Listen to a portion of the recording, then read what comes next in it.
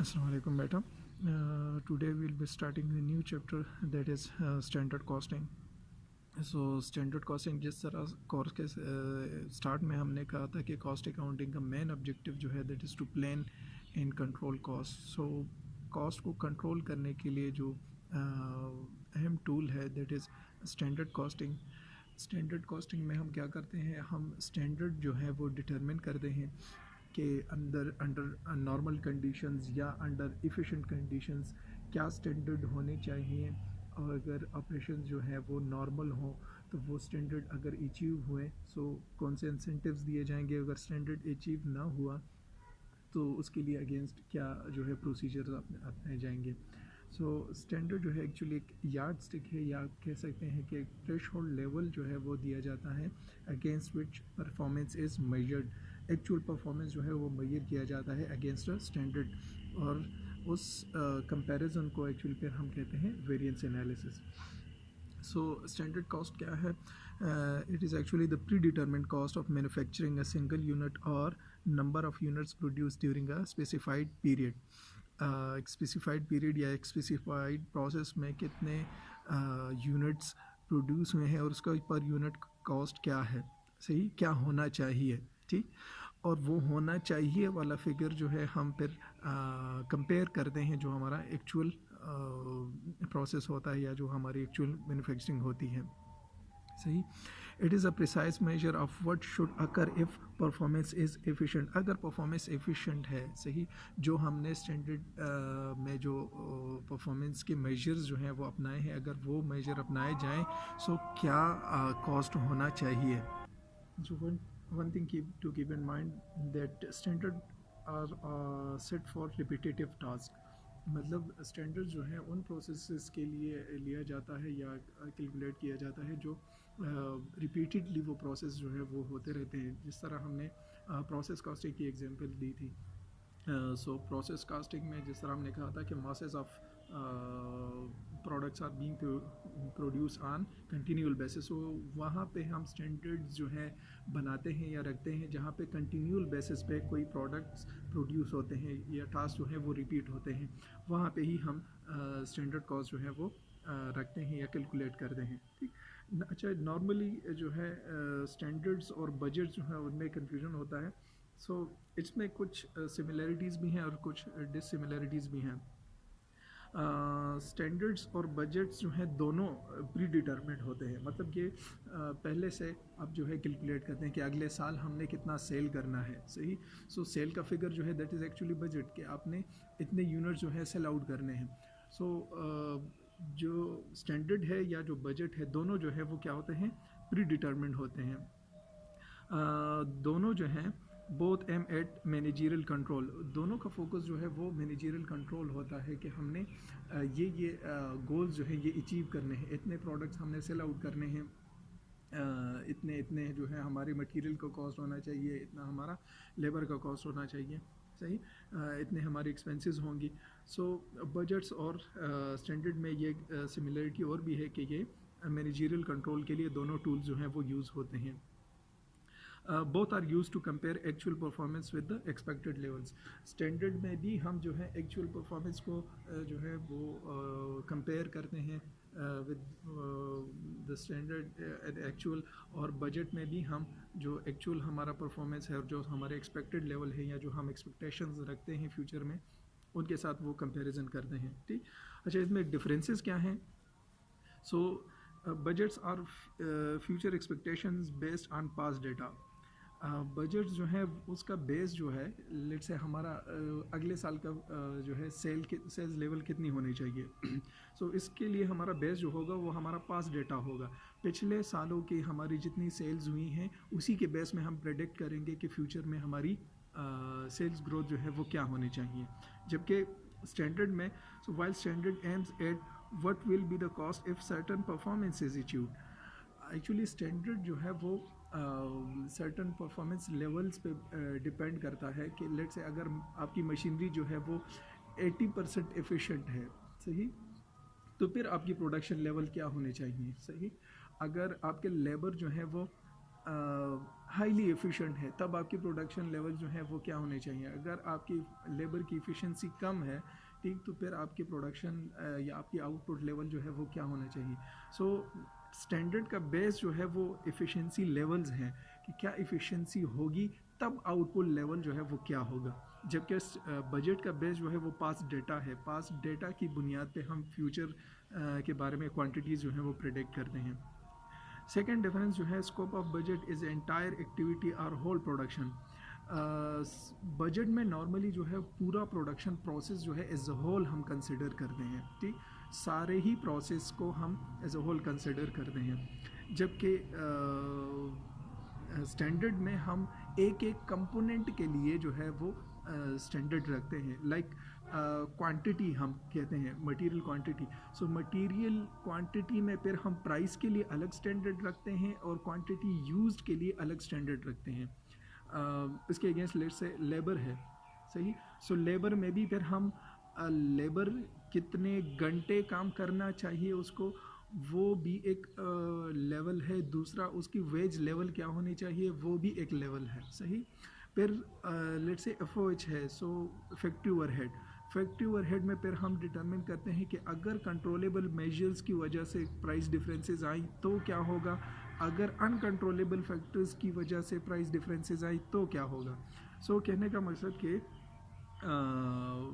Standards में हम एक वेरी लो लेवल या एक माइन्यूट लेवल जो है हम स्टैंडर्ड्स रखते हैं, जो थ्रेशोल्ड लेवल्स है वो डिटरमिन करते हैं, कैलकुलेट करते हैं। जबकि बजट में हम एज अ होल या पूरे प्रोसेस के लिए एक ही फिगर जो है वो डिटरमिन करते हैं। तीसरा डिफरेंस जो है, बजट जो है वो प्लानिंग और कोऑर्डिनेशन के लिए यूज़ होता है। लाइक मतलब आप सेल्स की फ़िगर देंगे, सो वो सेल्स की फ़िगर मार्केटिंग वाले बंदों के लिए, फाइनेंस वाले बंदों के लिए और एचआर वाले बंदों के लिए एक कोऑर्डिनेशन के तौर पे यूज़ होगा कि उसी सेल लेवल को जहन में रखते हुए ही वो अपनी मार्केटिंग स्ट्रेटजीज़ जो हैं वो बनाएंगे। एचआर वाले जो है वही लेबर और जो पर्सनल है उसको एक्वायर करेंगे। सो बजट का मेन मकसद जो है वो कोऑर्डिनेशन होता है, प्लानिंग होता है। जबकि स्टैंडर्ड का मेन फोकस क्या है, स्टैंडर्ड का मेन फोकस जो है वो to which level the cost should be reduced, किस पॉसिबल हद तक हम कॉस्ट को रिड्यूस कर सकते हैं, कौन कौन सी वो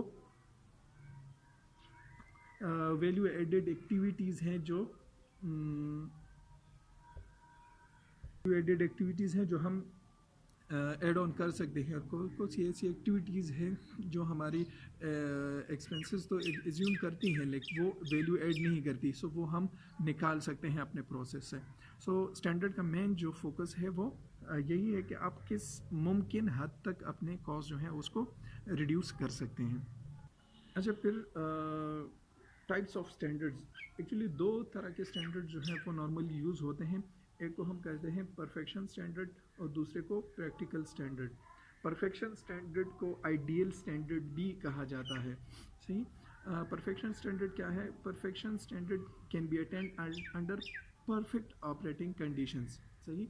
ये मतलब आपकी मशीनरी जो है वो भी 100% इफ़िशेंट है, आपका लेबर जो है वो भी 100% इफ़िशेंट है, कोई जो है आपके लॉसेस नहीं हो रहे, कोई डिस्ट्रप्शन नहीं हो रहा, तब आपके जो है स्टैंडर्ड क्या होना चाहिए, सही। तब आपका आउटपुट लेवल क्या होना चाहिए, तब आपका लेबर जो है वो कितना यूज़ होना चाहिए, तब आपका कॉस्ट क्या होना चाहिए, जब हर चीज़ जो है परफेक्ट हो। परफेक्ट से मुराद कि कोई भी डिस्ट्रप्शन, कोई भी लॉसेस, कोई भी जो है मशीनरी फेलियर, पावर ब्रेकडाउन्स, ये चीज़ें ना हो, परफेक्टली हर चीज़ जो है वो एफिशिएंट हो, तब आपके प्रोडक्शन लेवल क्या होने चाहिए। एज्यूम्स पीक एफिशिएंसी, मतलब 100% आपकी एफिशिएंसी होगी, lowest possible cost, no disruption in production, आपका कॉस्ट जो है वो लोएस्ट पॉसिबल हद तक आपने जो है वो रिड्यूस किया होगा और कोई डिस्ट्रप्शन नहीं होगी, कोई ब्रेकडाउन नहीं होगा, कोई पावर फेलियर नहीं होगा, कोई लॉसेस नहीं होंगे, सही। तब आपके जो है आउटपुट लेवल क्या होना चाहिए। aims at motivating employees will have incentive for coming as close as possible to ideal standard. Actually ये जो परफेक्शन स्टैंडर्ड्स हैं ये मोटिवेशन के लिए यूज़ होते हैं कि आप जो है अपने प्रोसेसेस से जितने भी वैल्यू अनवैल्यू एडेड एक्टिविटीज़ हैं, ऐसी एक्टिविटीज़ हैं जो वैल्यू को ऐड नहीं करती, वो आपका फोकस ये होता है कि आप उन सारी एक्टिविटीज़ को अपने प्रोसेस से निकाल दें जो वैल्यू ऐड नहीं कर दी। सही, आप परफेक्शन लाएं। आपका मेन मकसद जो है अपने प्रोसेस में परफेक्शन लाना होता है। सो परफेक्शन जिस तरह नाम से ज़ाहिर है परफेक्शन स्टैंडर्ड, सो आपका फोकस जो होता है वो अपने प्रोसेस में, अपने मैन्युफैक्चरिंग प्रोसेस में परफेक्शन लाना होता है। ठीक।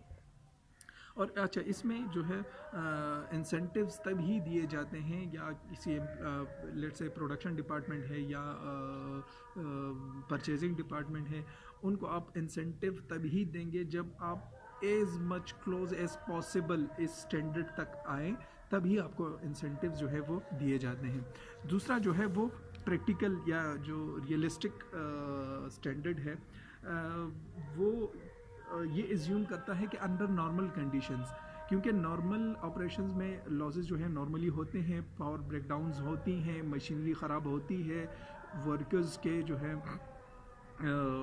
उनमें बीमारी आ सकती है, वो उसकी जो है थकावट उनको हो सकती है। सही, सो ये सारी चीज़ें जहन में रखते हुए इन्फ्लेशन की वजह से, इंटरेस्ट रेट की वजह से प्राइसेस की अप डाउन्स जो हैं वो हो सकती हैं, पॉसिबल है। सही, सो ये सारी चीज़ें जहन में रखते हुए आप एक नॉर्मल, एक प्रैक्टिकल स्टैंडर्ड जो है बनाते हैं, और उसी प्रैक्टिकल स्टैंडर्ड की बुनियाद पे फिर आप एक्चुअल परफॉर्मेंस को देखते हैं और उनको कंपेयर करते हैं। ठीक। सो प्रैक्टिकल स्टैंडर्ड जो है वो can be attained under normal conditions, assumes production process to be efficient under normal condition. मतलब कि नॉर्मल कंडीशंस में लॉसेस डेफिनेटली होंगी। सही, पावर ब्रेकडाउन्स भी होंगी, मशीनरी ख़राब भी होगी, वर्कर्स जो हैं वो हड़ताल भी करेंगे, वो बीमार भी होंगे, वो उसको जो है थकावट भी होगी। सही, एलोज फॉर नॉर्मल डिस्ट्रप्शन, मतलब नॉर्मल लॉसेज इसमें होंगी। Incentives are given beyond after practical standards are met. यहाँ पे स्टैंडर्ड्स तब ही दिए जाएंगे जब आप इस लेवल को क्रॉस करेंगे। जो प्रैक्टिकल स्टैंडर्ड आपको दिया गया है वो उस प्रैक्टिकल स्टैंडर्ड के एबव आप जो एक्वायर करेंगे, उसी के बुनियाद पे आपको जो है इंसेंटिव्स दिए जाएंगे। सही। अच्छा, the prime objective of standard costing is control cost. Standard costing का मेन जो मकसद है, जो ऑब्जेक्टिव है, वो यही है कि आप किस तरीके से अपने कॉस्ट को जो है वो कंट्रोल करें।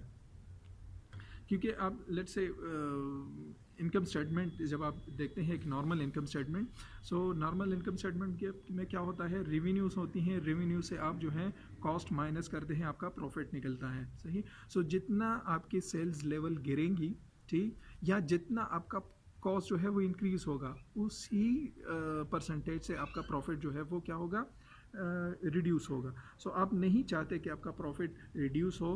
सो प्रॉफिट रिड्यूस कब नहीं होगा, कि जब आपकी सेल्स लेवल बढ़ेंगी। सही, सेल्स लेवल कब बढ़ेंगी, जब आपकी प्रोडक्शन जो है वो एफिशिएंट हो।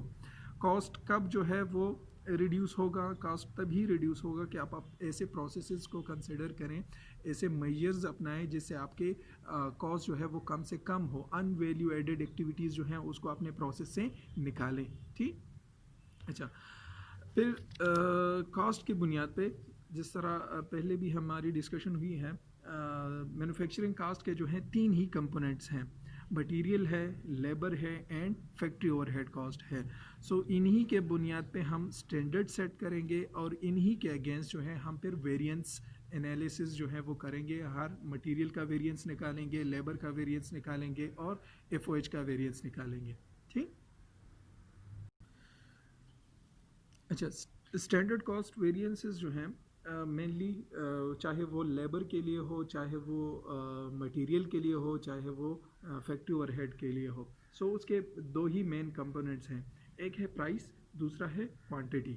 सही, प्राइस वेरिएंस आप कह सकते हैं, क्वांटिटी वेरिएंस आप कह सकते हैं।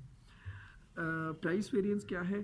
Price variance is the difference between the actual price and the standard price, कि जो आपने स्टैंडर्ड रखा हुआ है लेबर में, आपने जो स्टैंडर्ड रेट या स्टैंडर्ड वेज या स्टैंडर्ड सैलरी रखी हुई है, और जो एक्चुअल आपने उनको पेमेंट की है वो। ठीक, या मटेरियल के लिहाज से आपने जो स्टैंडर्ड कॉस्ट रखा हुआ है कि इतना जो है आपका मटेरियल इस प्राइस पे परचेज़ होना चाहिए, ठीक, और फिर जो एक्चुअल प्राइस पे परचेज़ हुआ है वो उसमें डिफरेंस। सो एक है इसका कंपोनेंट प्राइस का, दूसरा है क्वांटिटी का, the difference between the actual quantity and the standard quantity. कि आपने जो लेट से मटेरियल के लिहाज से कहा हुआ है कि एक प्रोडक्ट को प्रोड्यूस करने के लिए हमारा इतना रॉ मटेरियल जो है 100 kg रॉ मटेरियल जो है वो लगेगा, ठीक। सो ये आपका स्टैंडर्ड है। फिर एक्चुअल कितना उसमें क्वांटिटी लगी है उसका डिफरेंस जो है वो क्या होगा, वो क्वांटिटी वेरिएंस होगा, ठीक। या एक प्रोडक्ट को प्रोड्यूस करने के लिए लगने चाहिए थे आपके 200 आवर्स लेबर के लगने चाहिए थे, ठीक, ये आपका स्टैंडर्ड था। लेकिन उस प्रोडक्ट को प्रोड्यूस करने के लिए आपके 215 आवर्स लगे, 210 आवर्स लगे। सो उस क्वांटिटी का डिफरेंस जो है ये क्या होगा, क्वांटिटी वेरिएंस होगा, सही। अच्छा, यहाँ पे एक मॉडल जो है दिया गया है जिसको आपने क्या करना है देखने में कोशिश करता हूँ कि ये पूरा जो है इसमें आ जाए। अच्छा, इसी मॉडल पे आपके सारे वेरिएंसेस जो हैं इसी मॉडल पे कैलकुलेट होंगे, विदर वो लेबर का वेरिएंस है, वो विदर वो मटेरियल का वेरिएंस है, विदर वो FOH का वेरिएंस है। सो इसी मॉडल से आपके सारी वेरिएंसेस जो हैं वो निकलेंगी, ठीक। तीन ही इसके जो है कंपोनेंट्स हैं। एक है आपका actual quantity into actual price, सही। इसको आप माइनस करते हैं actual quantity into standard price, सही। सो जब आप actual quantity into actual price को माइनस करते हैं from actual quantity into standard price, ये आपका कहलाएगा प्राइस वेरिएंस, सही। अच्छा, दूसरी साइड पे अगर आप actual quantity multiplied by standard price को माइनस करते हैं standard quantity into standard price, so ये आपको देगा क्वांटिटी वेरिएंस, सही। प्राइस वेरिएंस को हम स्पेंडिंग वेरिएंस भी कहते हैं और क्वांटिटी वेरिएंस को हम एफिशिएंसी वेरिएंस भी कहते हैं, ठीक। इस पे एग्जांपल करते हैं, सो होपफुली ये आपको क्लियर हो जाएगा। जो सबसे पहले हम ट्राई करते हैं मटेरियल वेरिएंस, सही। सो जिस तरह पहले मैंने कहा कि वेरिएंस के जो है दो कंपोनेंट्स होते हैं, price variance and quantity variance. So उसी तरीके से मटेरियल में भी दो कंपोनेंट्स होंगे, एक होगा प्राइस वेरिएंस, दूसरा होगा क्वांटिटी वेरिएंस। प्राइस वेरिएंस क्या डिटरमिन करता है, प्राइस वेरिएंस डिटरमिन करता है checks the performance of purchasing department on cost and profit. पर ये परचेजिंग डिपार्टमेंट की एफिशिएंसी चेक करता है कि लेट से हमने जो स्टैंडर्ड दिया हुआ था कॉस्ट के लिहाज से, क्या उन्होंने वो स्टैंडर्ड मीट किया हुआ है कि नहीं मीट किया हुआ, ठीक। सो प्राइस वेरिएंस हम किस तरीके से डिटरमिन करते हैं, प्राइस वेरिएंस जिस तरह पहले मॉडल में हमने देखा, that is actual quantity into actual cost. इसको हम माइनस करते हैं from actual quantity into standard cost, ठीक। स्टैंडर्ड कॉस्ट से हम माइनस करते हैं, सही। इसको हम कहेंगे प्राइस वेरिएंस। दूसरा इसका कंपोनेंट है क्वांटिटी वेरिएंस या यूजेज वेरिएंस। यूजेज वेरिएंस क्या शो करता है, ये शो करता है efficiency of the production department, कि कितने इफ़िशेंटली उन्होंने वो क्वांटिटी यूज़ की जो हमने उनको एज अ स्टैंडर्ड दी हुई थी। आया जो स्टैंडर्ड हमने उनको दिया हुआ था वो स्टैंडर्ड उन्होंने मीट किया हुआ है कि नहीं मीट किया हुआ, ठीक। सो ये हम डिटरमिन करते हैं by actual quantity used into standard cost minus standard quantity used into standard cost. इसको हम कहते हैं यूजेज वेरिएंस, सही। इस पर एक एग्जांपल ट्राई करते हैं। आपके बुक में जो है exercise first on page number 566, सही। उसमें कहा गया है that the Scholar lawn furniture company uses 12 metre of aluminium pipe 8.8 per metre as a standard for production. अच्छा, यहाँ पे आप जो है देख सकते हैं कि आपने जो स्टैंडर्ड फिगर्स हैं वो निकालने हैं और जो एक्चुअल फिगर्स हैं वो निकालने हैं।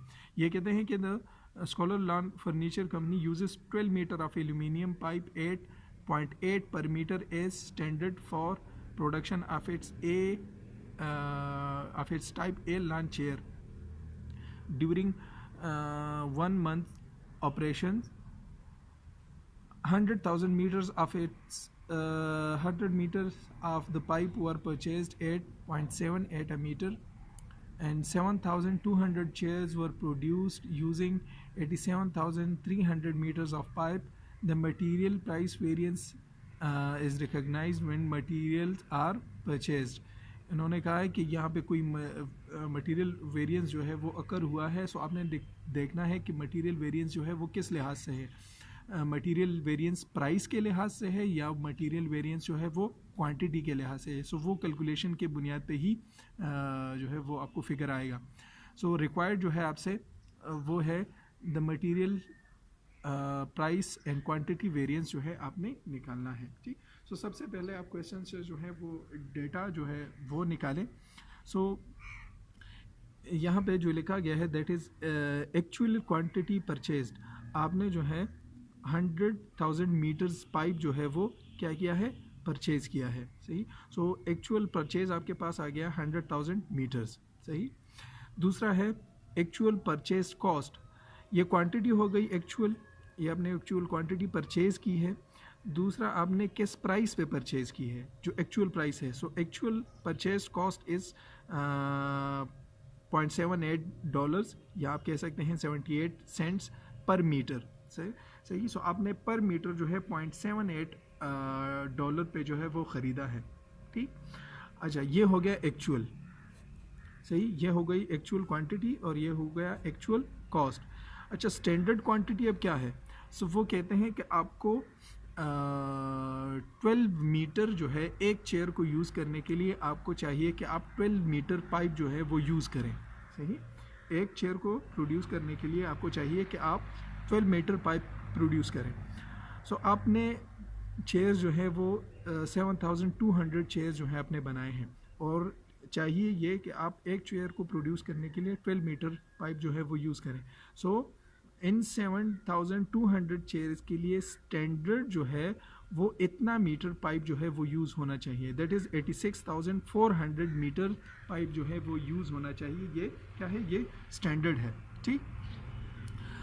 एक्चुअल आपने कितने मीटर पाइप यूज़ किया है. सो एक्चुअल आपने 87,300 मीटर पाइप यूज़ किया हुआ है. सही. जो क्वेश्चन में गिवन है. सो एक्चुअली आपने 87,300 मीटर पाइप जो है यूज़ किया है और आपको 86,400 मीटर पाइप यूज़ करना चाहिए था. सो ये स्टैंडर्ड है और ये एक्चुअल है. ठीक. दूसरा आपको लास्ट स्टैंडर्ड कॉस्ट जो है वो भी गिवन है ऑलरेडी कि आपने जो ख़रीदना है पर मीटर आपने $0.8 पे ख़रीदना है. ठीक. लेकिन आपने ख़रीदा है कितने पे, 0.78 पे. सो यहाँ पे अगर आप कैलकुलेशन में ना जाएं, यहाँ को देखें. सो यहाँ पे आप देख सकते हैं कि आपका जो प्राइस वेरिएंस है वो फेवरेबल है क्योंकि स्टैंडर्ड आपको ज़्यादा दिया गया है और आपने उससे कम प्राइस पे ख़रीदा हुआ है. ठीक. लेकिन उसको कैलकुलेट करते हैं. अच्छा, सो सबसे पहले हम कैलकुलेट करेंगे मटेरियल प्राइस वेरिएंस. सही. सो प्राइस वेरिएंस जिस तरह पहले यहाँ पे गिवन है, प्राइस वेरिएंस हम किस तरीके से डिटरमिन करेंगे, actual quantity into actual cost. सही. सो एक्चुअल क्वांटिटी हमने कितनी परचेज़ की है. सही. एक्चुअल क्वांटिटी हमने 100,000 मीटर्स जो है वो परचेज़ किए हैं. ठीक.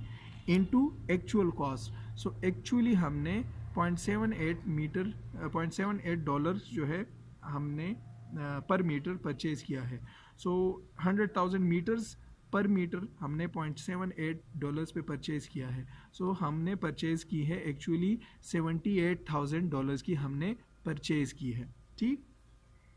अब स्टैंडर्ड क्या कहता है कि आपको ये 100,000 जो है $0.8 पे ख़रीदना चाहिए था.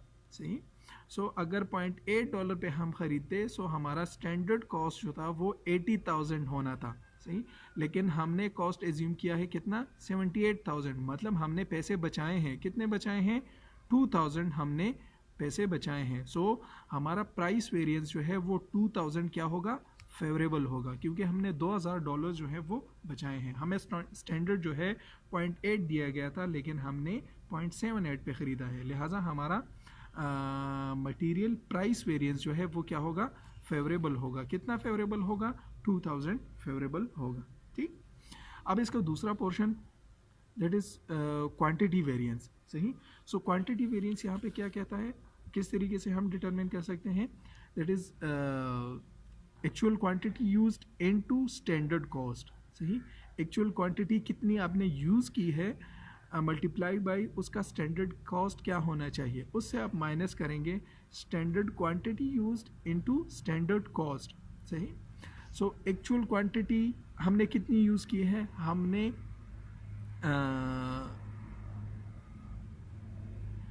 हमने 87,300 मीटर्स की जो है क्वांटिटी यूज़ की हुई है। ठीक, और स्टैंडर्ड कॉस्ट क्या है, स्टैंडर्ड कॉस्ट ऑलरेडी गिवन है 0.8।